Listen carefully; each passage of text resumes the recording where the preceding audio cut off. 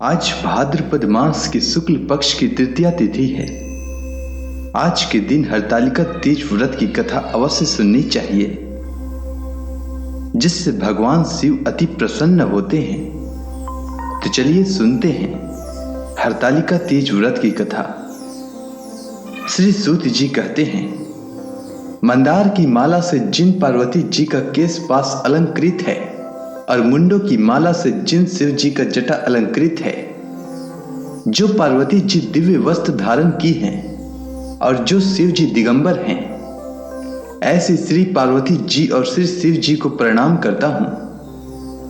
रमणीक कैलाश पर्वत के शिखर पर बैठी हुई श्री पार्वती जी कहती हैं, हे महेश्वर, हमें कोई गुप्त व्रत या पूजन बताइए जो सब धर्मों से सरल हो, जिसमें परिश्रम भी कम करना पड़े लेकिन फल अधिक मिले। हे नाथ, यदि आप मुझ पर प्रसन्न हो तो यह विधान बताइए। हे प्रभु, किस तप व्रत या दान आदि से मध्य और अंत रहित आप जैसे महाप्रभु हमको प्राप्त हुए हैं। शिव जी बोले, हे देवी सुनो, मैं तुमको एक व्रत जो मेरा सर्वस्व और छिपाने योग्य है, लेकिन तुम्हारे प्रेम के वशीभूत होकर मैं तुम्हें बतलाता हूं। शिव जी ने कहा, भारतवर्ष में जैसे नक्षत्रों में चंद्रमा, ग्रहों में सूर्य, वर्णों में ब्राह्मण, देवताओं में विष्णु, नदियों में गंगा, पुराणों में महाभारत, वेदों में सामवेद और इंद्रियों में मन श्रेष्ठ है, सब पुराणों और वेदों का सर्वस्व जिस तरह कहा गया है, मैं तुम्हें एक प्राचीन व्रत बतलाता हूं।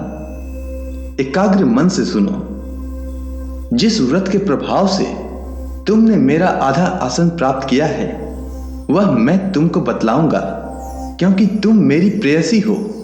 भाद्रपद मास में हस्त नक्षत्र से युक्त शुक्ल पक्ष की तृतीया तिथि को उसका अनुष्ठान मात्र करने से स्त्रियां सब पापों से मुक्त हो जाती हैं। हे देवी, तुमने आज से बहुत दिनों पहले हिमालय पर्वत पर इस व्रत को किया था। यह वृतांत मैं तुमसे कहूंगा। पार्वती जी ने पूछा, हे नाथ, मैंने क्यों इस व्रत को किया था, यह सब आपके मुख से सुनना चाहती हूं। उत्तर की ओर से एक बड़ा रमणीक और पर्वतों में श्रेष्ठ हिमवान नामक पर्वत है। उसके आसपास तरह तरह की भूमियां हैं, तरह तरह के वृक्ष उस पर लगे हुए हैं।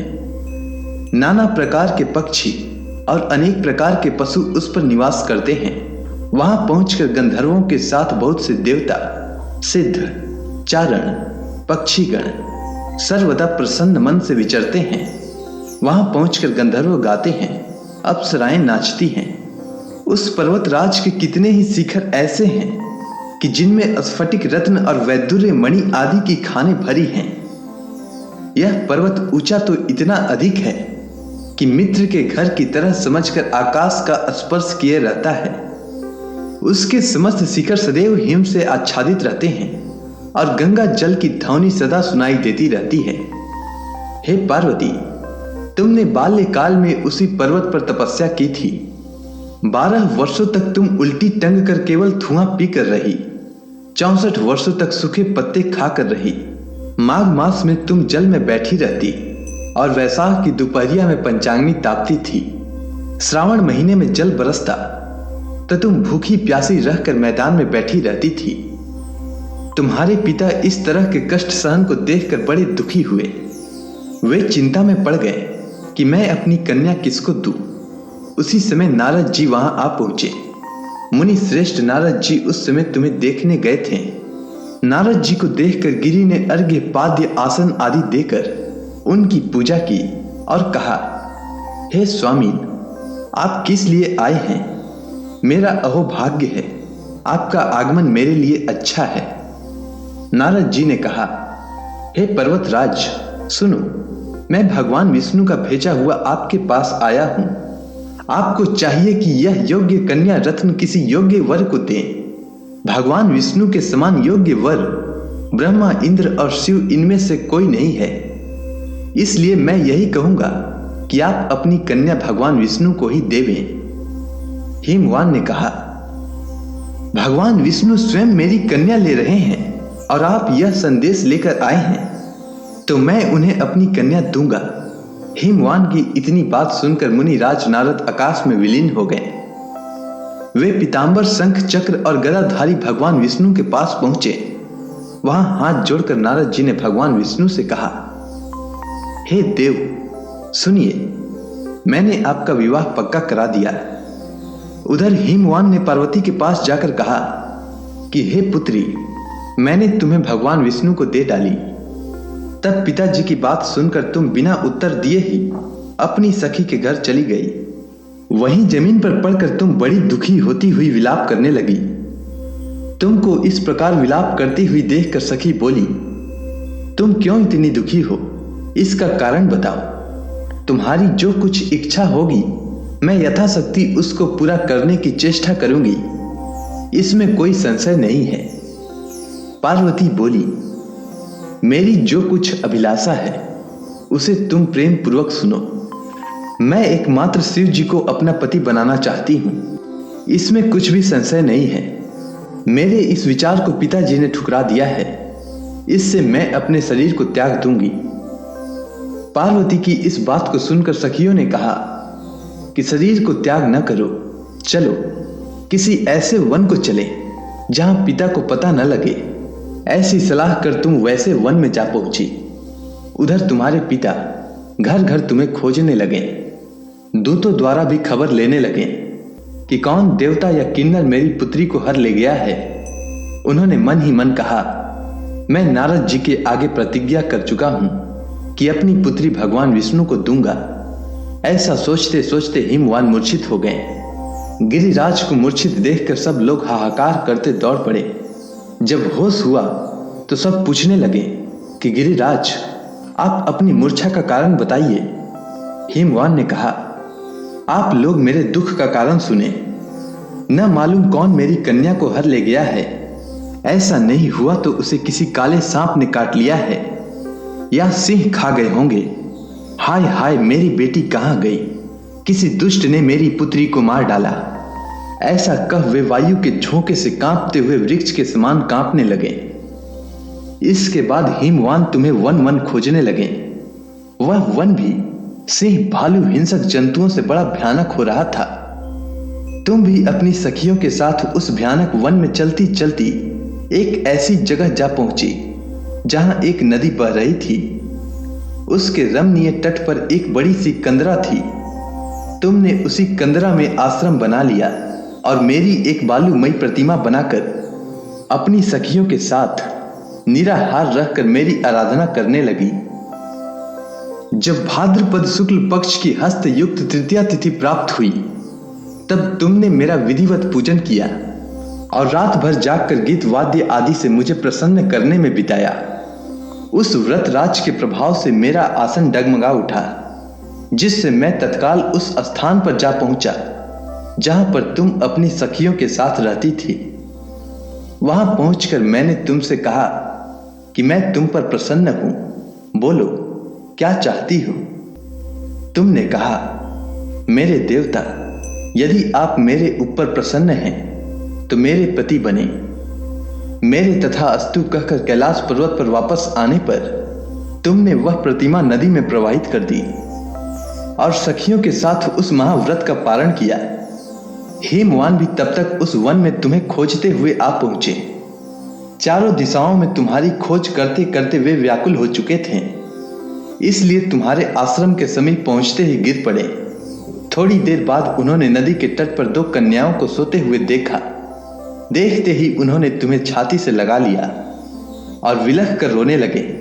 फिर पूछा, पुत्री, तुम सिंह, व्याघ्र आदि जंतुओं से भरे इस वन में क्या कर रही हो? तब तुमने उत्तर दिया, हे पिताजी, मैंने पहले ही अपने आप को शिव जी के हाथों सौंप दिया था।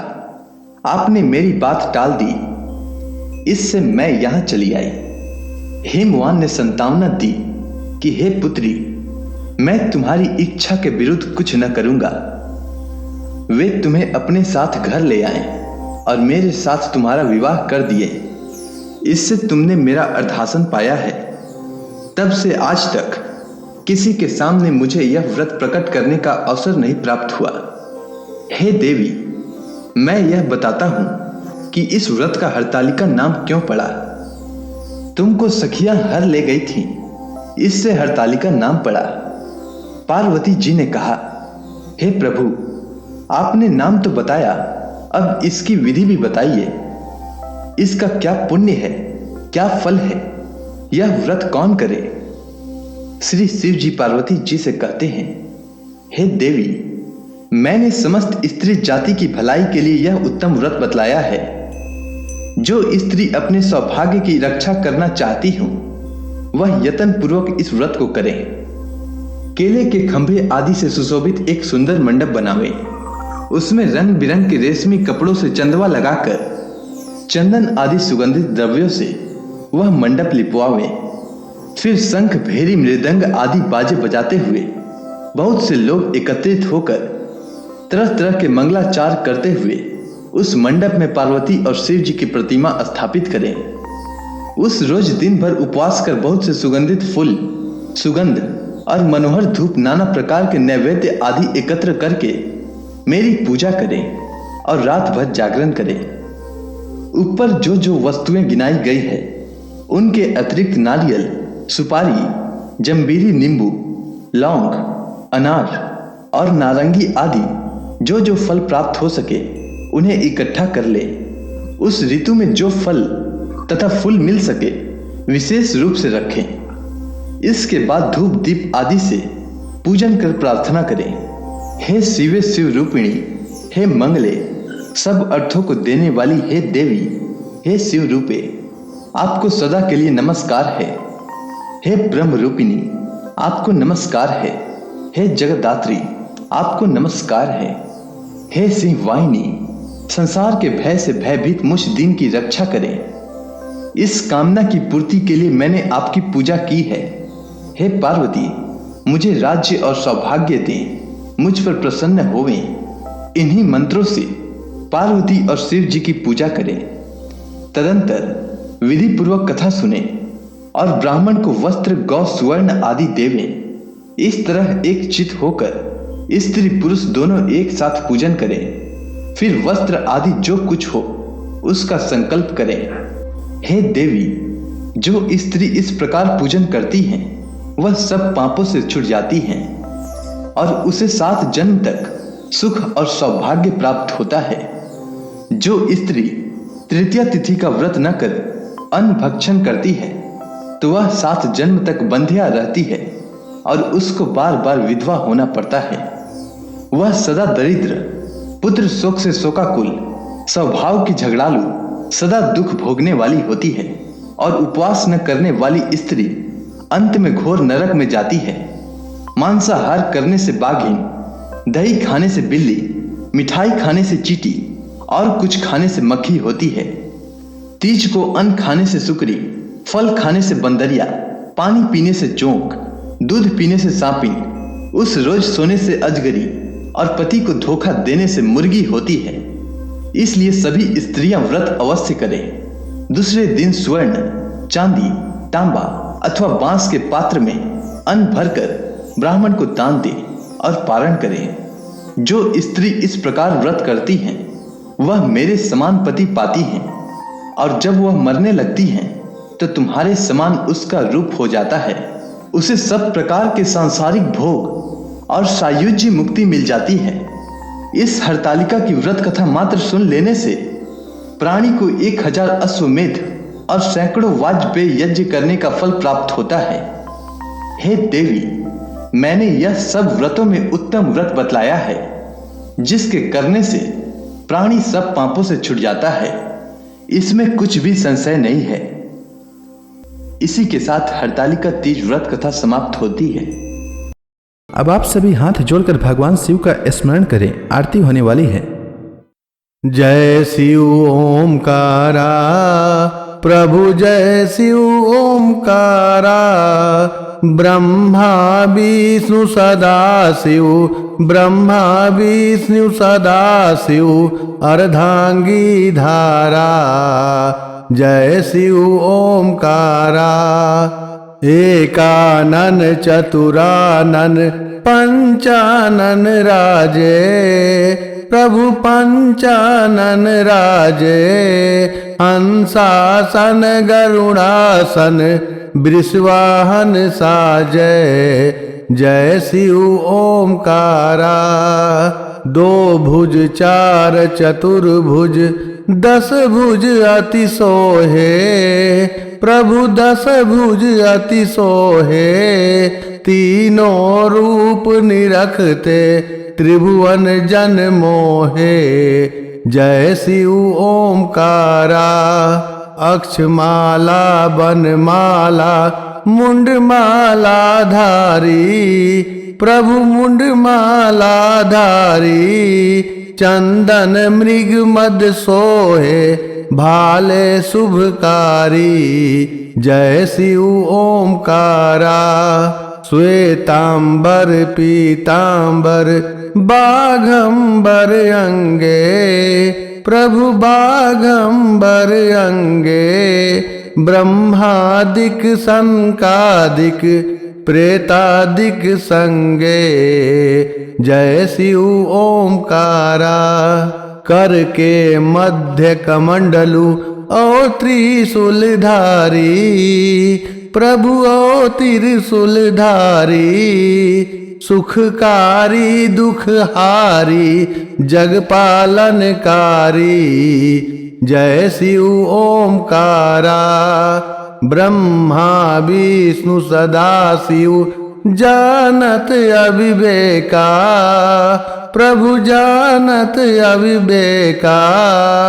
प्राणवाक्षर में शोभित ए तीनों एका, जय शिव ओमकारा। त्रिगुण स्वामी की आरती जो कोई नर गावे, प्रभु जो कोई नर गावे। कहत शिवानंद स्वामी मनवांछित फल पावे, जय शिव ओमकारा। जय शिव ओमकारा, प्रभु जय शिव ओमकारा। ब्रह्मा विष्णु सदा शिव अर्धांगी धारा, जय शिव ओमकारा। तो प्रेम से बोलिए शंकर भगवान की, माता पार्वती की, हर हर महादेव। हर महादेव।